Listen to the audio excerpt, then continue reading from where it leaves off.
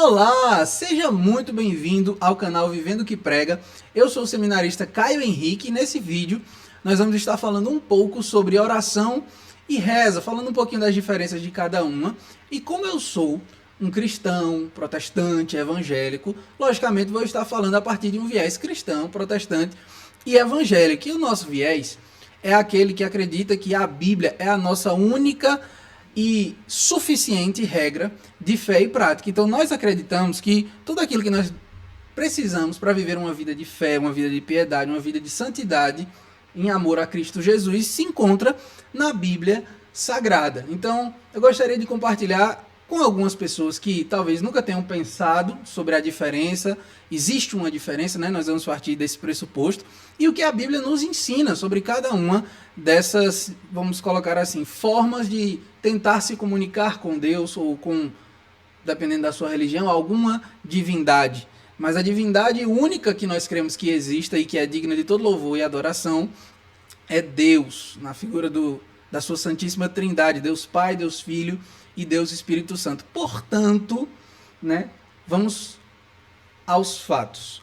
Uma reza seria justamente uma oração amplamente conhecida e repetida que chega ao ponto de as pessoas que geralmente rezam e conhecem bastantes orações já pré-prontas, digamos assim, orações que são frequentemente feitas com aquelas palavras sempre sendo repetidas da mesma forma, fazem, repetindo ao longo da vida, ao longo das situações, essas mesmas palavras, essas mesmas conversas, essas mesmas expressões para com Deus. Portanto, a reza seria justamente uma oração que é repetida várias vezes.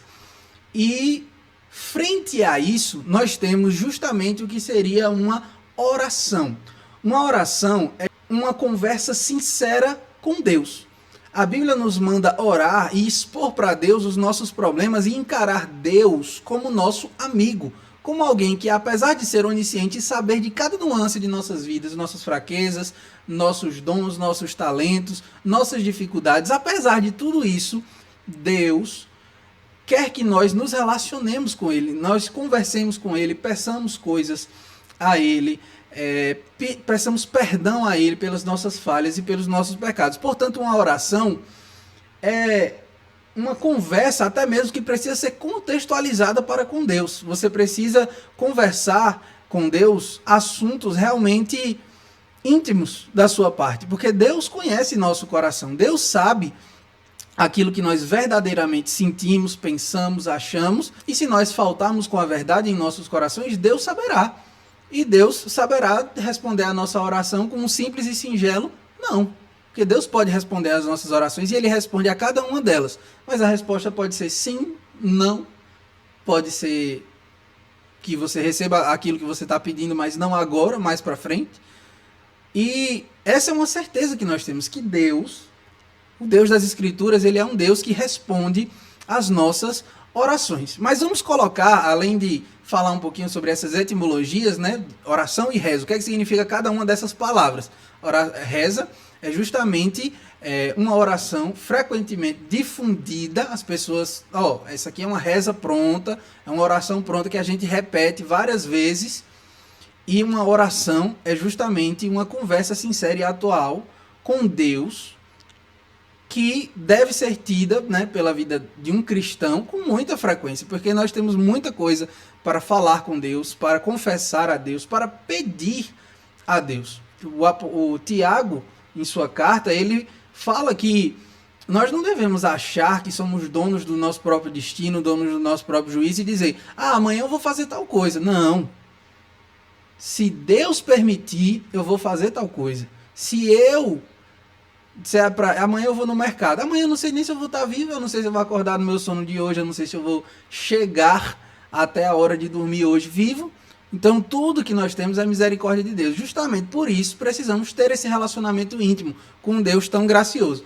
Mas para não ficar, né, como eu comentei, apenas falando das etimologias, vamos colocar um pouco de Bíblia na nossa conversa.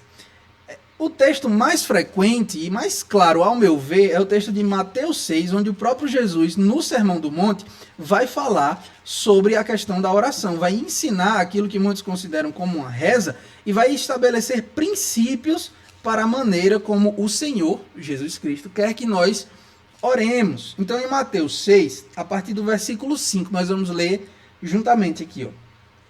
E quando orardes, não sereis como os hipócritas, porque gostam de orar em pé nas sinagogas e nos cantos das praças, para serem vistos dos homens. Em verdade vos digo que eles já receberam a recompensa. Tu, porém, quando orardes, entra no teu quarto e, fechada a porta, orarás a teu pai que está em secreto. E teu pai que vê em secreto te recompensará. Então aqui Jesus já explica uma coisa acerca da oração. A oração, ela tem o único sentido de falar com Deus de maneira sincera, de maneira íntima. Então, a pessoa que não tem uma sincera vida de arrependimento para com Deus, as suas orações não serão ouvidas. E aqui já estabelecemos algo muito interessante, que a oração ela não deve ter hipocrisia. Você não deve orar com outro propósito, além de se comunicar com Deus, além de abrir o seu coração para Deus e para que Deus também ministre no seu coração as coisas que Ele deseja. Que você pense, que você sinta, que você deve ou não fazer. Portanto, os fariseus e os hipócritas, eles cometiam o erro de achar que poderiam orar a Deus e fazer isso para adquirir glória dos homens, e oravam nos cantos das praças, onde qualquer um que estava na praça podia ver, porque ele estava lá no canto. Então, isso, aos olhos do próprio Senhor Jesus Cristo, não é correto. Ele está estabelecendo que orar em público é pecado de maneira nenhuma. Não vamos confundir o que o próprio Senhor está dizendo. O que ele está dizendo é, o verdadeiro do sentido da oração é uma relação íntima com Deus. Então, se possível for, quando você orar, entre no seu quarto, fechada a porta, orarás a teu pai que está em secreto, e teu pai que vem em secreto te recompensará. Portanto, você nunca deve orar pensando, eu vou orar aqui para impressionar fulano, olha como eu sou espiritual. Mentira! De maneira nenhuma. Você pode e deve orar em público também, mas devemos olhar para a oração com o único propósito de adorar, agradar e nos relacionarmos com Deus. E aí, seguindo, Jesus fala no versículo 7, e orando, não useis de vãs repetições, como os gentios, porque presumem que pelo seu muito falar serão ouvidos. Não vos assemelheis, pois, a eles, porque Deus, o vosso Pai, sabe o que tendes necessidades, antes que lhe o pedais. Isso aqui é muito importante. É justamente aquilo que ele fala antes de estabelecer a oração modelo, que é a oração do Pai Nosso. Mas ele está falando de versículos antes. Ele faz questão de dizer, olha, eu vou dar uma oração modelo aqui a vocês, mas eu estou dizendo, não useis de vãs repetições, como os gentios, como talvez os romanos, os gregos, que tinham uma fé diferente, oravam a várias divindades e faziam orações quase iguais para todas elas, para adorarem várias divindades da mesma forma. Deus, o Deus verdadeiro da Escritura Sagrada, não se agrada desse tipo de coisa. Deus quer intimidade. É claro. Deus quer que nós nos cheguemos a Ele e abramos o nosso coração. Então, usar de vãs repetições, como os gentios, não agrada a Deus, de maneira nenhuma. E logo após, nós vamos continuar lendo o texto. No versículo 9, Jesus vai começar a dar a oração do Pai Nosso, como uma oração modelo, mas de novo, estabelecendo que não é uma oração que deve ser repetida como reza, nas palavras do próprio Cristo Jesus. Portanto, vós orareis assim, Pai nosso que estás no céu, santificado seja o teu nome, venha o teu reino, faça-se a tua vontade, assim na terra como no céu. O pão nosso de cada dia dá-nos hoje, e perdoa-nos as nossas dívidas, assim como nós temos perdoado aos nossos devedores. E não nos deixes cair em tentação, mas livra-nos do mal, pois teu é o reino, o poder e a glória para sempre. Amém. E Jesus estabelece para aqueles que estavam ouvindo os princípios de uma oração. Uma oração deve ser feita com sinceridade, sem hipocrisia, sem vãs repetições. E se vocês querem um modelo, na oração de vocês precisa ter um endereçamento. Você está orando a quem? A quem? Pai nosso que estás no céu. Na sua oração também há espaço para adoração. Venha o teu reino, faça-se a tua vontade, assim na terra como no céu. Na sua oração você pode adorar a Deus, você pode dizer: Senhor, sou tão grato pela tua graça em minha vida. Senhor, tu és tão bom para comigo, a tua bondade me constrange. Há espaço para isso em nossas orações. Há espaço também para pedidos. O pão nosso de cada dia dá-nos hoje. Há espaço para arrependimento e perdoa as nossas dívidas, assim como nós temos perdoado aos nossos devedores. E não nos deixe cair em tentação, mas livrai-nos do mal. Um dos pedidos mais importantes que um cristão precisa fazer. O cristão não é um super santo que não está apto ou suscetível a receber tentações e até mesmo a cair nelas. Mas o cristão é alguém que ora a Deus: Senhor, pelo teu poder, pela tua força, pelo teu mérito, não me deixe cair em tentação. Isso é muito importante. E Jesus estabelece essa oração do Pai Nosso justamente como essa oração modelo.